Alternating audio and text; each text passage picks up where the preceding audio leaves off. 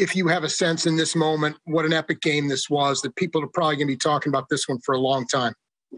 Yeah, for sure.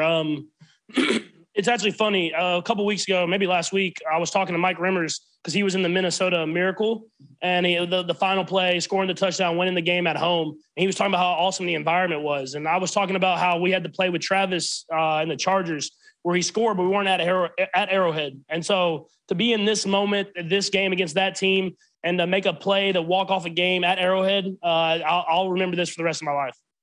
Let's go next to Pete Sweeney. Go ahead, Pete. Patrick, I was wondering if you could take us through the 13-second mark and your thought process on making sure the team stayed focused and how you were able to get down the field. I mean, it wasn't hard to keep them focused. We believe. I think that's the biggest thing on this team is we believe no matter what, offense, defense, especially, that we can do the job in order to win the football game. The first play, we hit Travis, Tyreek, and he got up as much as he can, got down. And then at the play to Travis, I mean, it was kind of a thing where he wasn't necessarily supposed to do that. But after the timeout, we got to look at what the defense was doing. And he actually said it to me. He's like, "Hey, if they do it again, I'm gonna take it right down the middle between both the guys guarding me." And he went up the field, I gave him the ball, and he got in field goal range. Let's go next to Sam McDowell. Go ahead, Sam. Hey, Patrick, a couple things. With 13 seconds left, what's said either to you or from you to somebody else in those moments? I think it's just we're gonna go get in field goal range. I mean, that's all we could do at that moment was try to find a way to get in field goal range, and we have that belief. We have the belief that we're gonna do it. If you take it back to the year we lost the AFC Championship game, we got in field goal range in like 18 seconds or something like that.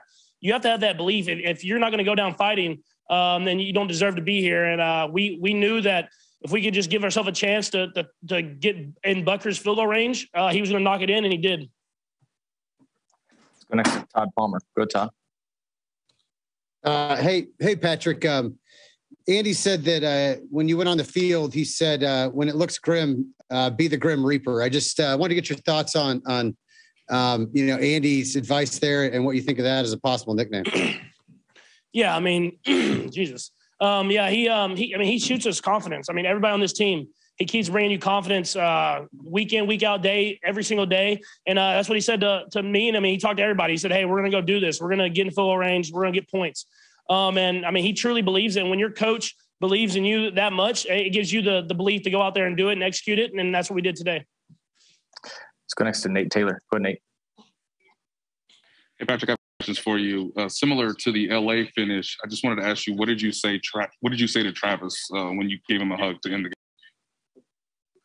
game? Same thing, man. I just love you, man. I mean, he made plays. Everybody did, but guys like Tyreek and Trav made plays when it counted, and they get so much attention every single week, and then they just continue to battle, and they battle, and I mean, they make plays when it counts, and they did today. I mean, the play to Tyreek and then the play to Trav, those are the two players on earth that can make those plays.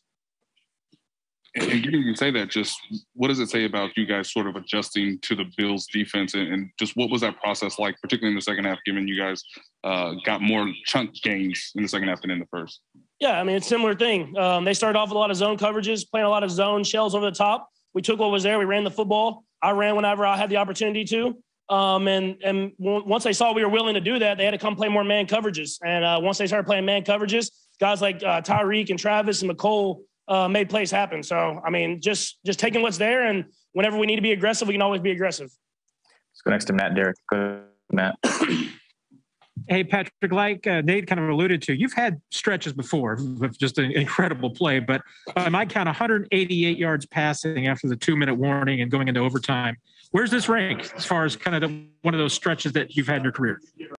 Yeah, I mean, it was definitely special to win a game like this at Arrowhead. I mean, obviously, Super Bowl was probably the number one for me, but I mean, this one's right up there to be able to come back a couple of times, get points when we needed to get points, score touchdowns, get in field goal range, let Butker kick field goals. I'll remember it forever. And I'm kind of energy's still going. I'm still kind of amped up, but we got a big one this next week too. So I'll be ready to go next week as well. Just got to get back in that film room.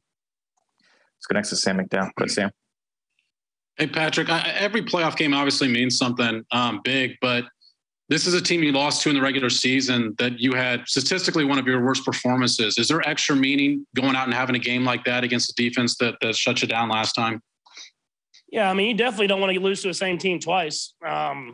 That'll give you a long off season to think about. But that's a really good football team that we're going to play. I mean, we played in the AFC Championship last year and played them now in the divisional. We're going to play this team a lot. But to be able to go out there and execute and win a game against a great football team that has a great quarterback and a great defense is definitely it takes everybody, and I think that's what it did today. Take two more. We'll go Darren and Jory. Go ahead, Darren. Hey, Patrick, obviously you have yet to play a playoff game on the road and you be at home. What message would you have for Chiefs fans next week to play the same type of role that they played in tonight's game to help you all get over the hump to get back to the Super Bowl? Yeah, I would just say that we love the support that they show us. I mean, we have such a home field advantage because of them. And them bringing that energy week in, week out, especially in the playoffs, continue to be out here, be the best fan base in the entire country. And Arrowhead is going to be rocking. The last to Jory Epstein. Go ahead, Jory. Patrick, a few years ago here, Brady had that first chance in overtime. You never got the ball, lose in overtime in the AFC Championship. What does it mean to be in a similar situation, make sure the other team doesn't get the ball? And does it make you think about that rule at all? Yeah, I mean, it worked out well for us this time, but it's sometimes whenever you got two teams going back and forth like you're going, it kind of stinks that you don't get to see the other guy go. But I'll take the win this time. Obviously, it hurt me last time. And all you can do is play the rules the way that the rules are explained, and that's what we did today. Patrick, we appreciate the time. Thanks for joining us. Thank you.